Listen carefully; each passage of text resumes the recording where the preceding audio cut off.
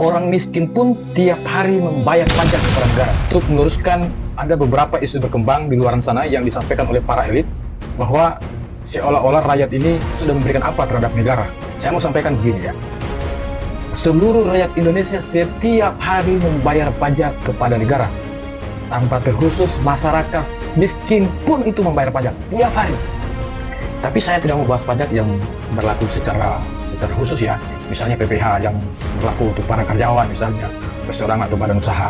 Kemudian ada pajak barang mewah, kemudian pajak kendaraan bermotor, dan masih banyak jenis-jenis pajak yang lain yang diwajibkan negara kepada rakyatnya. Tapi saya mau bicara terkait dengan kondisi masyarakat Indonesia yang betul-betul berada di bawah garis kemiskinan, yang kadang-kadang kurang mendapat perhatian, kurang mendapat sentuhan dari pemerintah. Takutnya kemudian mereka jangan sampai dieksploitasi, dianggap sebagai kelompok masyarakat yang tidak berguna. Itu keliru besar, guys. Karena mereka masih membayar pajak. Pajak apa yang mereka bayar? Pajak PPN. Memang pajak pertambahan nilai ini memang diperuntukkan oleh badan usaha ya, atau perusahaan yang sudah PKP. Tetapi yang membayar pajaknya adalah masyarakat, dan ini menimpa seluruh masyarakat Indonesia mulai dari lapisan paling atas sampai lapisan paling bawah. Apa jenisnya? Kita bicara dalam konteks masyarakat yang paling bawah, yang paling miskin ya. Ketika mereka beli sabun, itu kena pajak 11%. Ketika mereka beli mie instan, itu mereka kena pajak. Ketika mereka beli sampo, ketika mereka beli bedak, ketika mereka beli baju misalnya, itu semua kena pajak 11%. Artinya mereka juga berkontribusi terhadap negara.